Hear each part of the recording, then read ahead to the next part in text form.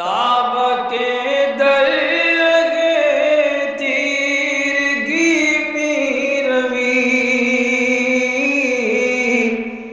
بہر توبہ درائے شباب غوی بشنو از گوش دل مثنوی معنوی در رہے صدق برتا مسمم شوی بشنو از گوش دل مثنوی معنوی در رہے صدق برتا مسمم شوی۔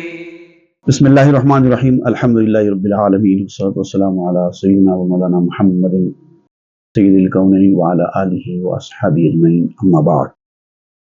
گزشتہ کے ایپیسوڈ میں ہم پڑھ رہے تھے ایک صوفی کے بدکردار زوجہ، اس کی بیوی کا ایک شرمناک واقعہ کہ وہ اپنے گھر میں اپنے شوہر کی غیر موجودگی میں کسی اور کے ساتھ تھی، اور اس کو اس بات کا یقین تھا کہ اس وقت میرا شوہر گھر کو نہیں آئے گا، کیونکہ برسوں سے اس کا معمول تھا کہ وہ صبح جاتا تو رات میں ہی گھر کو آتا تھا۔ اسی دوران اس کا شوہر اچانک دوپہر میں گھر آ گیا۔ اب کیا ہوا آگے وہ آج ہم پڑھیں گے۔ صوفی آمد بسوئے خانہ روز، خانہ یک در بود و زن با کفش دوز۔ تو صوفی ایک دن اچانک گھر کو آ گیا، اور گھر کا ایک دروازہ تھا اور دروازہ اندر سے بند تھا، اور بیوی اس کی کسی اور شخص کے ساتھ جو پیشے سے موچی تھا اس کے ساتھ تھی۔ جفت گشتہ با حریف خیش زن، اندراں یک حجرہ اس وسواس تن۔ اب اس کی بیوی اندر اس کے ساتھ تھی اور شوہر اس کا باہر تھا۔ شوہر کو حالات کا جو منظر تھا وہ منظر دیکھ کے اندازہ ہو چکا تھا کہ آخر کیا ہو رہا ہے، لیکن وہ بیوی تھی کہ بڑے اطمینان کے ساتھ گھر میں تھی، اور اس کو یقین تھا کہ اس وقت اس کا شوہر نہیں آئے گا، اور وہ بدکاری میں مبتلا تھی۔ چون بزد صوفی بجد در چاشت گاہ، ہر دو درماں دند نئے حیلت نہ راہ۔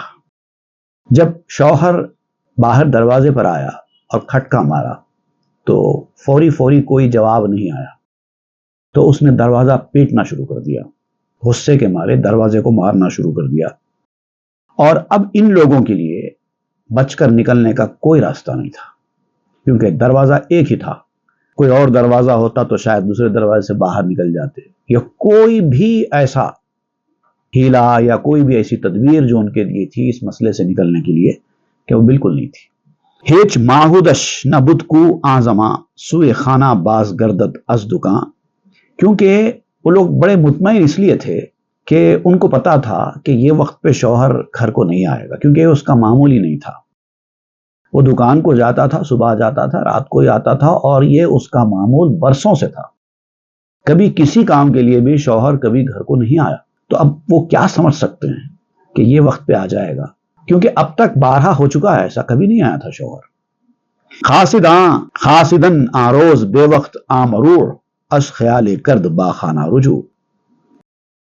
اس روز پتہ نہیں شوہر کو کیا ہوا تھا، اس کو کیا شک آیا تھا کہ اس نے جان بوجھ کر اس وقت گھر کو پہنچ گیا، اور کچھ سوچا نہیں اور آ کر سیدھا دروازہ کھٹکھٹا دیا۔ اعتماد زن براں کو ہیج بار، ای زماں تاخانہ نامد او ذکار۔ بیوی کو بھروسہ تھا، مکمل طور پر بھروسہ تھا کہ اس وقت وہ نہیں آئے گا، کیونکہ برسوں سے ایسا نہیں ہوا ہے، وہ کام سے فارغ ہونے کے بعد ہی رات میں گھر کو آتا ہے۔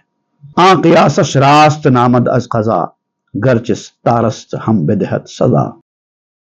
اب اس کا جو اندازہ تھا کہ ہمیشہ قسمت نے میری پردہ پوشی کی ہے، اللہ تعالیٰ ستار العیوب ہے، لوگوں کے عیبوں کو چھپانے والا ہے، اور وہ لوگوں کے عیبوں کو چھپاتا ہے، اور اب تک اللہ تعالیٰ اس کے عیبوں کو چھپاتا ہی جا رہا۔ تو اب اس کو یہی اندازہ تھا کہ برسوں سے چھپاتا آیا ہے، آج بھی چھپائے گا۔ لیکن مولانا روم کہتے ہیں کہ اللہ تعالیٰ پردہ پوش بھی ہے اور شدید العقاب بھی ہے، سزا دینے والا بھی ہے۔ اس کو صرف ستار العیوب مت سمجھو، اس کو صرف غفار الذنوب مت سمجھو۔ ستار العیوب بھی ہے، غفار الذنوب بھی ہے، لیکن شدید العقاب بھی ہے، سزا دینے والا بھی ہے۔ گناہگاروں کو ان کے گناہوں کی سزا دینے والا بھی وہی ہے، ان کو کیفر کردار تک پہنچانے والا بھی وہی ہے۔ اللہ کی چند صفات کو دیکھ کر دوسرے صفات کو بھلایا نہیں جانا چاہیے، چونکہ بد کردی بے ترس ایمن مباش، زاں کے تخ مستو برو یانت خداش۔ تو اب آپ یہاں پر کہتے ہیں کہ اگر تم کبھی برائی کے راستے پر جا رہے ہو، غلط کام کر رہے ہو، اور تمہاری اس غلط کام کی پردہ پوشی ہو رہی ہے، اللہ تعالیٰ اس کو چھپا رہا ہے، تمہیں ذلیل اور رسوا نہیں کر رہا ہے، تمہاری بدکاریوں کا لوگوں کے سامنے چرچا نہیں کر رہا ہے، تو اطمینان سے مت بیٹھو۔ اگر تم نے 10 بار برائی کی تو ہو سکتا ہے کہ 11ویں بار پکڑے جاؤ۔ اگر تم نے 20 بار اطمینان کے ساتھ بغیر کسی خوف کے برائی کی تو ہو سکتا ہے کہ 21ویں بار پکڑے جاؤ، کیونکہ تم جو کر رہے ہو وہ دراصل بیج ہے۔ ایک بیج ہوتا ہے جو آپ مٹی کے اوپر ڈال دیتے ہیں، اور وہ بیج مٹی کے اوپر ڈال دینے کے بعد کچھ وقت کے بعد وہ مٹی کے اندر چلا جاتا ہے۔ آپ سمجھتے ہیں کہ میں نے ایک بیج ڈالا تھا جو مٹی کے اندر چھپ گیا۔ مولانا روم کہتے ہیں چھپا نہیں ہے، کچھ وقت تک چھپے گا، اس کے بعد جب باہر آئے گا تو بیج پودے کی شکل میں نکلے گا، خدا اس کو اگا دیتا ہے۔ وہ جو بیج تم نے ڈالا ہے برائی کا، وہ ایک دن اگ جائے گا، پودے کی شکل میں آئے گا۔ اب تو چھوٹا سا بیج تھا، اب جب اگے گا نا تو پودا بن کر اگے گا۔ چند گاہے او بے پوشانت کے تا، آید آخر زاں پشیمانی حیا۔ بہت سی مرتبہ انسان کے ساتھ ایسا ہوتا ہے کہ انسان غلط حرکتیں کرتا ہے، اللہ تعالیٰ ان کی پردہ پوشی کر دیتا ہے، چھپا دیتا ہے، ان کے عیبوں کو چھپا دیتا ہے، ان کے گناہوں کو چھپا دیتا ہے۔ کسی کو پتہ نہیں چلتا کہ تم نے گناہ کیا، اور تم مطمئن ہو کے بیٹھ جاتے ہو کہ میں گناہ کیا اور میرا گناہ چھپ گیا۔ 1 نہیں، 2 نہیں، 3 نہیں، 4 نہیں، تم نے 10 بار کیا، 50 بار کیا، 100 بار کیا۔ جیسا جیسا تم زیادہ کرتے جاتے ہو ویسا ویسا یہ تمہارا جو عیب چھپتا جاتا ہے، تو تمہارا اطمینان اور بڑھتا جاتا ہے، تمہارا اعتماد اور بڑھتا جاتا ہے، تم گناہ کرنے کی طرف اور راغب ہوتے چلے جاتے ہیں، اور تمہارا جو اطمینان بڑھتا ہے نا، ویسے تمہاری ڈیرنگ بھی بڑھتی چلی جاتی ہے۔ پہلے تو پھر بھی ڈر ڈر کے کرتے تھے، لیکن جیسا جیسا پردہ پوشی ہوتی گئی تمہارا ڈر بھی ختم ہوتا جاتا ہے اور ڈیرنگ بے باکی آتی جاتی ہے۔ لیکن ایک وقت ایسا آتا ہے کہ وہ بیج جو پودے کی شکل میں ظاہر ہو گیا تو یہ پودا تمہاری شرمندگی کا باعث بن جائے۔ اسی لیے یہاں پر مشورہ مولانا روم یہ دے رہے ہیں کہ اگر تم نے غلطی کی ہے، کوئی گناہ کا بیج بویا ہے اور اللہ تعالیٰ نے تمہاری پردہ پوشی کی ہے، تو اس کا فائدہ اٹھاؤ اور اس پردہ پوشی پر اللہ کا شکر ادا کر کے گناہ چھوڑ دو۔ اس سے پہلے کہ تمہارا بیج پودا بن کر ظاہر ہو کر تم کو رسوا کر دے، تمہارا منہ کالا کر دے دنیا میں، اس سے پہلے یہ چھوڑ دو۔ اور اگر تم نے رسوا ہونے سے پہلے یہ چھوڑ دیا تو اللہ تعالیٰ بھی معاف کر دیتا ہے اور اس کو پودا بننے نہیں دیتا۔ اس سے پہلے کہ وہ پودا بن جائے تم یہ کام چھوڑ دو۔ والذین اذا فعلوا فاحشۃ او ظلموا انفسهم ذکروا اللہ۔ تم نے کوئی غلط کام کیا، برائی کا کام کیا، اپنی جانوں پہ ظلم کیا، ایسا کر کے تو فوری اللہ کو یاد کرو۔ یہی ایک طریقہ کار ہے، اپنے گناہوں سے توبہ کرو۔ وَلَمْ يُصِرُّوا عَلَى مَا فَعَلُوا وَهُمْ يَعْلَمُونَ۔ اب اس کو دہرانا نہیں، جو کچھ تم نے کیا ہے اس پہ اصرار کے ساتھ قائم مت رہو۔ اگر تم نے پردہ پوشی کا فائدہ اٹھا کر اپنی برائی کو ریپیٹ کیا اور بار بار وہی کرتے رہے تو پھر کبھی نہ کبھی تم رسوا ہو جاؤ گے۔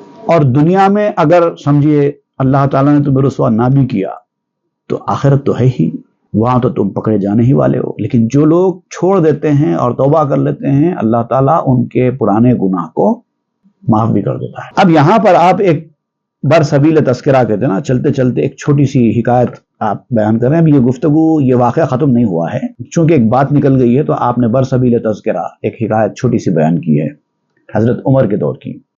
چوں عمر آ شاہو میرے مومنا، داد دزدیرا بجلادو اواں۔ حضرت عمر خلیفہ تھے، آپ کی خلافت کے دور میں ایک بار ایسا ہوا کہ حضرت عمر کے پاس ایک چور آیا چوری سے پکڑا گیا اور ثابت ہو گیا اس کا جرم چوری کا، تو آپ نے شریعت کے حکم کے مطابق اس چور کو اس سپاہی کے یا جلاد کے حوالے کر دیا کہ اس کے اوپر اب حد نافذ کی جائے، اس کو سزا دی جائے۔ بان زد آندزد کہ میرے دیار اولی بارست جرمم زینہار، اب جیسے ہی اس کے اوپر حد لگائی گئی، چور کا ہاتھ کاٹ دیا جاتا ہے، چوری ثابت ہو گئی، اس نے بھی اقرار کر لیا، اب کوئی چانس نہیں تھا، تو اس پر حکم لگا دیا گیا کہ اس کا ہاتھ کاٹ دو۔ اب جیسے ہی یہ حکم آیا، چور چیخنے چلانے لگا کہ اے ملک کے حاکم، اے امیر المومنین، یقیناً میں نے غلطی ضرور کی ہے، لیکن پہلی بار میں نے کیا ہے، مجھے معاف کر دیجیے۔ لوگ تو بہت سارے گناہ کرتے ہیں اور بچ جاتے ہیں، کئی بار ایسا ہوتا ہے چور بہت ساری چوریاں کرتے ہیں لیکن پکڑے نہیں جاتے، میں تو پہلی بار چوری کرنے کے لیے نکلا اور پہلی بار ہی پکڑا گیا، تو مجھے معاف کر دیجئے، میں آئندہ نہیں کروں گا۔ گفت امیرش حاشا للہ کہ خدا بار اول قہر رانت در جزا، تو حضرت امیر المومنین حضرت عمر نے فرمایا کہ خدا بچائے، پہلی بار کوئی گناہ کرنے جائے اور اللہ تعالیٰ نے پہلی بار ہی اس کے اوپر قہر فرما دیا، تو یہ تو بہت بری بات ہے، اچھی علامت نہیں ہے نا۔ آپ یہاں پر یہ بتانا چاہتے ہیں کہ اللہ تعالیٰ ایسا نہیں کرتا، پہلے گناہ میں کسی کو نہیں پکڑواتا۔ یہ اور بات ہے کہ چور پکڑے جانے کے بعد ایسے ہی بولتا ہے کہ میں نے پہلی بار کیا تھا۔ اللہ تعالیٰ پہلی بار فوری کسی کو سزا نہیں دیتا، پہلے مہلت دیتا ہے، چھوڑ دیتا ہے، پردہ پوشی کرتا ہے، شاید یہ باز آ جائے، شاید یہ گناہ کا کام چھوڑ دے، جب وہ سدھرتا نہیں ہے تب جا کے اللہ تعالیٰ اس کو پکڑواتا ہے۔ تو تم کو اللہ نے پکڑوایا تو اس کا مطلب یہ کہ تم نے پہلی بار یہ چوری نہیں کی تھی، کئی بار کی، اس کے بعد تم کو پکڑا گیا۔ لیکن اگر ایسا نہیں ہے، تم جیسا بول رہے ہو، اگر صحیح بات ہے کہ پہلی بار ہی تم نے کیا اور پہلی بار ہی تم کو پکڑ لیا گیا، تو یہ تو بہت بری بات ہے، اللہ تعالیٰ نے تم کو مہلت بھی نہیں دی، فوری قہر فرما دیا، تو اب ایسے میں تم کو معاف کیسے کر سکتا ہوں؟ بارہا پوشت پہ اظہار فضل، باز گیرد از پہ اظہار عدل، اللہ تعالیٰ اپنے فضل کے اظہار کے لیے، اپنی رحمت کو ظاہر کرنے کے لیے کئی بار پردہ پوشی کرتا ہے۔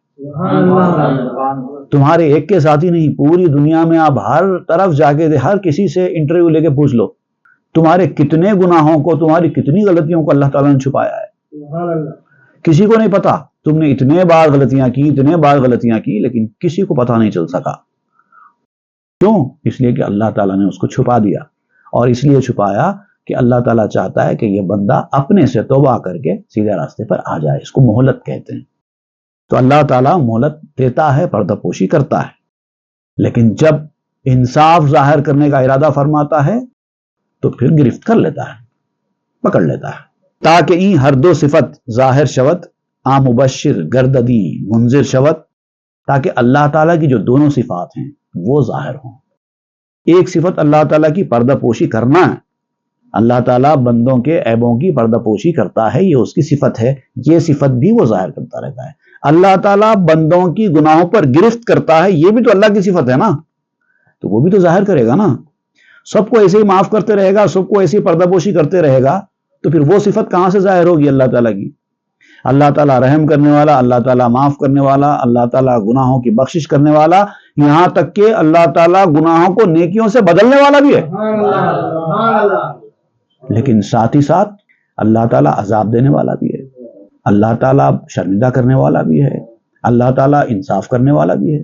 تو اللہ تعالیٰ اپنی ہر صفت کو ظاہر کرے گا نا، وہ خوشخبری دینے والا بھی ہے، ڈرانے والا بھی ہے، جہاں خوشخبری دینا ہے خوشخبری دے گا، جہاں ڈرانے والا ہے ڈرائے گا، جہاں غصہ کرنا ہے وہ غصہ کرے گا، جہاں ایوارڈ دینا ہے وہ ایوارڈ دے گا، یہ بھی چلے گا وہ بھی چلے گا۔ بارہا ز نیز آبد کر دبود، سہل بگزشتانو سہلشمی نمود۔ اب کیا ہوا کہ صوفی کی بیوی نے کئی بار وہ بدی کی تھی، پہلی بار پکڑی نہیں گئی، اس سے پہلے کئی بار اس نے ایسی حرکت کی ہے، لیکن اللہ تعالیٰ نے اس کی اس حرکت کو، ان حرکتوں کو چھپایا ہے۔ تو اللہ کے چھپانے کی وجہ سے وہ اتنی دلیر اور اتنی بے باک ہو گئی، اتنی بریو ہو گئی کہ اب وہ سمجھتی تھی کہ میں کبھی پکڑی نہیں جاؤں گی۔ یہی تو اس کی غلطی تھی، پرانی غلطیاں اس کی آسانی سے گزر گئیں اور اس کو غلطی کرنا آسان دکھائی دیا، یہ اس کی غلط فہمی تھی۔ آنمی دانست اخلے پائے سست، کہ صبح دائم جو نایت درست. کمزور عقل والی یہ جانتی نہیں تھی کہ ٹھلیا نہر سے ہمیشہ سلامت واپس نہیں آتی، کبھی کبھی ڈوب بھی جاتی ہے. اگر آپ کی ڈھلیا نہر میں ڈالی گئی اور وہ سلامت واپس آ گئی 1 بار 2 بار 3 بار 4 بار، تو یہ مت سمجھو کہ ہمیشہ سلامت ہی آئے گی. یہاں پر چلتے چلتے میں آپ کو میرا خود کا ایک واقعہ سناتا ہوں. حسب حال ہے، یہ مثنوی میں نہیں ہے، لیکن بات کو اچھا سمجھانے کے لیے میں آپ کے سامنے سناتا ہوں. ایک مرتبہ میں کسی کے ساتھ اس کی بائک پہ بیٹھ کر، کافی پرانی بات ہے، ایک مقام سے شہر کے کسی مقام سے جا رہا تھا. تو انہوں نے کیا کیا، چونکہ وہی چلا رہے تھے گاڑی، تو انہوں نے ایک رانگ سائڈ گاڑی آگے بڑھا دی. تو میں نے ان سے کہا کہ بھئی یہ تو رانگ سائڈ ہے، آپ ادھر کیوں چل رہے ہیں؟ تو انہوں نے کہا کہ کئی بار گیا ہوں میں اس راستے سے، کوئی فرق نہیں پڑتا، جا سکتے ہیں. میں نے کہا کہ بھئی پکڑے جائیں گے، پولیس وغیرہ پکڑے گی تو چالان ہو جائے گا. تو انہوں نے کہا کہ نہیں، کئی بار گیا ہوں میں، پہلی بار نہیں، کئی بار گیا، کچھ نہیں ہوتا. بس ابھی یہ گفتگو چل ہی رہی تھی کہ اچانک ایک پولیس والا سامنے نمودار ہوا اور گاڑی کو ہاتھ سے روک دیا. کہنے لگا اتریے، رانگ سائڈ آ رہے ہیں آپ، چالان. میں پیچھے بیٹھا تھا، فوری سب سے پہلے میں اتر گیا، اتر کے کونے میں جا کر ٹھہر گیا، کیونکہ مجھے کوئی واسطہ نہیں تھا ان تمام چیزوں سے، کیونکہ میں نے پہلے وارننگ دی تھی اس راستے سے مت چلو. لیکن ان کو یہ غلط فہمی تھی کہ کئی بار میں چھوٹ گیا تو اس بار بھی چھوٹ جاؤں گا. تو یاد رکھو، 1000 بار بھی چھوٹ جائیں تو 1001ویں بار آپ پکڑے جا سکتے ہیں. پیچھے جا کر میں خاموش ٹھہر گیا، انہوں نے چالان وغیرہ دے دیا، ادا کر گیا. اس کے بعد پھر میں جا کر بیٹھا اور کہنے لگا بتائیے اب آپ کیا کہہ رہے تھے، میں کیا کہہ رہا تھا. بہرحال تو یہ ایسے واقعات انسانوں کی زندگی میں ہوتے ہیں. کافی پرانی بات ہے یہ، تقریباً نہیں 20-25 سال پہلے کی بات کر رہا ہوں. تو یہ مت سمجھو کہ ٹھلیا نہر سے ہمیشہ سلامت نہیں لوٹتی، کبھی ڈوب بھی سکتی ہے. چنانش تنگ آوردہ خزاں کے منافق را کند مرگ فجا. یہ تو ایسے ہی بات ہوئی کہ کوئی آدمی یہ کہنے لگے کہ میں تو 40 سال سے 50 سال سے دنیا میں جی رہا ہوں بھائی، آج تک موت نہیں آئی، آگے کہاں سے آئے گی؟ یہ کوئی بات ہے؟ بھائی آپ 80 سال سے بھی اگر دنیا میں موجود ہیں، 110 سال سے بھی آپ دنیا میں موجود ہیں، تو یہ نہیں بول سکتے کہ موت نہیں آئے گی. بول سکتے؟ نہیں بول سکتے. تو منافق لیکن ایسے ہی سوچتا ہے. اگر منافق کو موت آ گئی تو وہ موت منافق کے لیے پریشانی کا باعث بن جاتی ہے، کیونکہ وہ تو سوچا ہی نہیں تھا اس نے کہ موت آئے گی. اگر اس کی 120 سال بھی عمر ہو جائے، اس حوالے سے بھی قرآن مجید میں ایک آیت نازل ہوئی ہے، وَمَا هُوَ بِمُزَحْزِحِهِ مِنَ الْعَذَابِ أَن يُعَمَّرَ. بھئی منافق لوگ یہ چاہتے ہیں کہ ان کی زندگی 1000 برس کی ہو جائے. اگر اللہ ان کو 1000 برس کی عمر بھی دے دے تو موت سے تو تب بھی چھٹکارا نہیں ہے. تو ویسی حال ہے یہاں پر بھی. نئے طریقوں، نئے رفیقوں، نئے اماں، دست کردہ آن فرشتہ سوئے جان.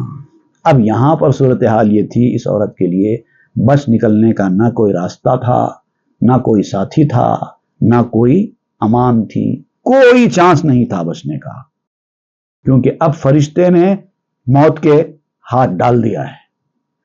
فَإِذَا جَاءَ أَجَلُكُمْ لَا يَسْتَأْخِرُونَ سَاعَةً وَلَا يَسْتَقْدِمُونَ. جب موت آ جاتی ہے تو 1 گھنٹہ پیچھے بھی نہیں ہٹتی، 1 گھنٹہ آگے بھی نہیں بڑھتی. وہ کیفیت ہو گئی تھی ان لوگوں کی، کچھ نہیں کر سکتے تھے، کوئی چارہ نہیں تھا. آنچنا کے زندراں حجر خفا خشک شد او حریفش زبتلا. اب یہ عورت کا معاملہ بالکل اس وقت ایسے ہی تھا. گھر کے اندر خلوت کے حجرے میں، اکیلے کمرے میں، وہ اور اس کا یار دونوں مصیبت میں مبتلا تھے. بچ کے نکلنے کی کوئی صورت دکھائی نہیں دے رہی تھی. گفت صوفی بادل خود قید و گر از شما کینا کشم لیکن بصبر. اب دل ہی دل میں باہر کھڑا ہوا صوفی کہنے لگا کہ یہ 2 کافر اندر موجود ہیں. پتا چل گیا ہے مجھے، اتنی دیر کیوں ہو رہی ہے دروازہ کھلنے کو، مجھے پتا چل گیا ہے، حقیقت سامنے آ چکی ہے. اب میں ان سے بدلہ لوں گا، لیکن بڑے صبر کے ساتھ لوں گا. فوری دروازہ کھولتے برس نہیں پڑوں گا، ٹھنڈے طریقے سے، بہت ہی کام اینڈ کوائٹ. ان کو سبق سکھانا ہے، لیکن میں بہت طریقے سے سبق سکھاؤں گا. لیک نادانستہ آرم انفس تانا گردد مطلع زی حال کس. اس وقت تو بڑا بھولا بن جاؤں گا جیسے مجھے کچھ پتہ ہی نہیں. ایک بھولا بھالا صوفی جس کو عقل نہیں ہے ایسے حالت میں کیسے کرتا ہے. ویسے میں رہوں گا اب اس وقت. اب یہ لوگ دروازہ کھول بھی دیں گے تو میں بالکل بھولا بن کے جیسے مجھے کوئی پتہ ہی نہیں, کوئی کلو ملا ہی نہیں ہے, ایسے رہوں گا میں ان کے ساتھ تاکہ میرے اندرونی حال سے کوئی واقف نہ ہو. اس شما کینا کشت پنہا محق اندک اندک ہم جو بیماری دکھ.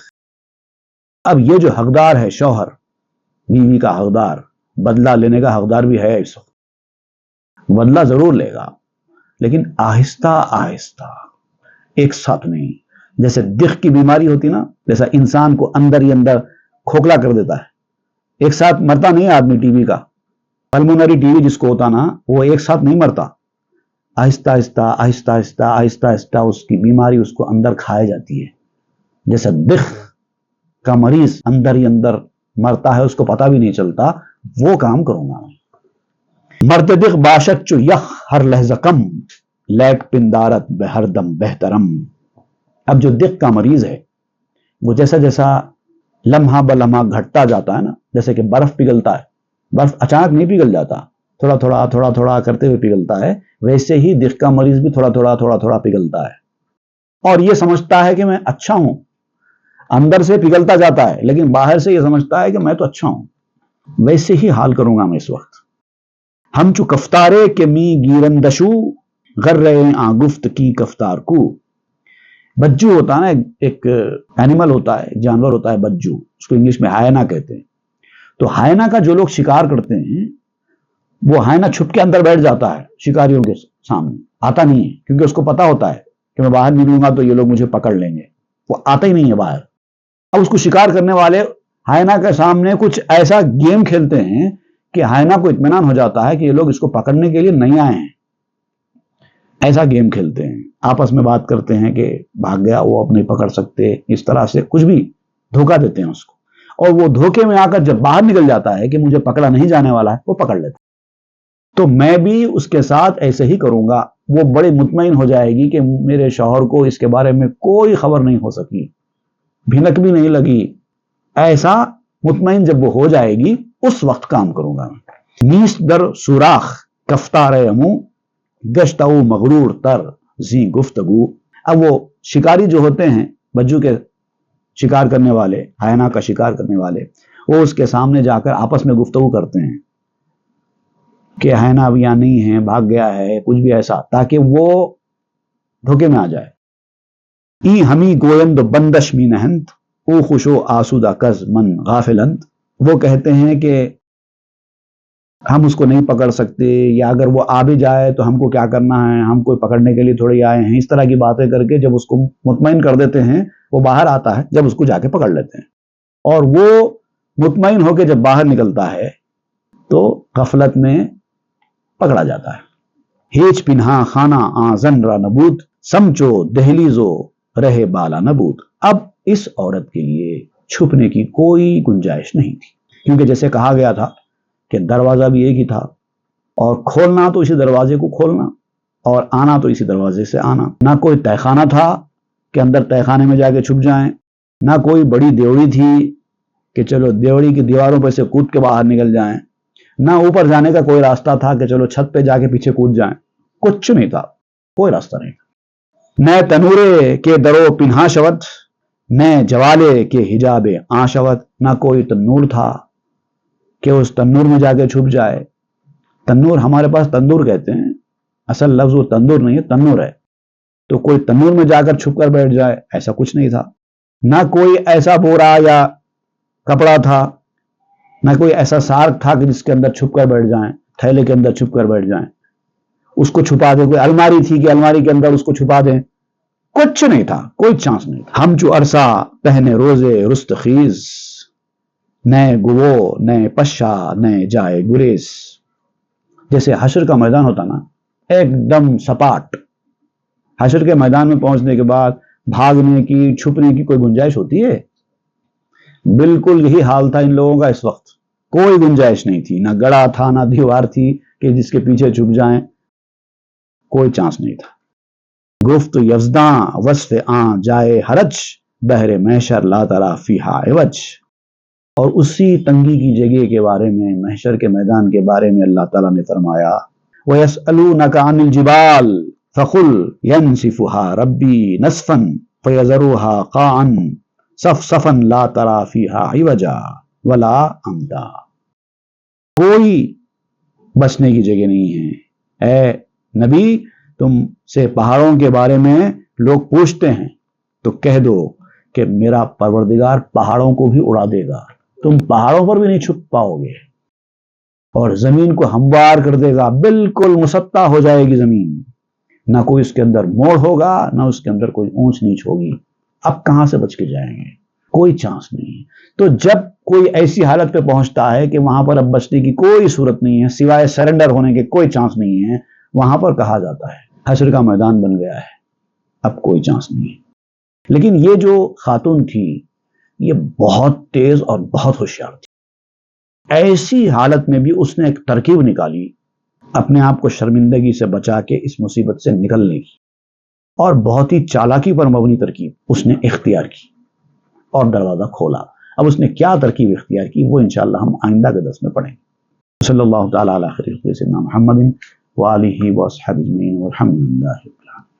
تاب کے در لگے تیرگی میں روی، بہر توبہ درائے شباب غوی، بشنو از گوش دل مثنوی معنوی، در رہے صدق برتا مسمم شوی، بشنو از گوش دل مثنوی معنوی، در رہے صدق برتا مسمم شوی.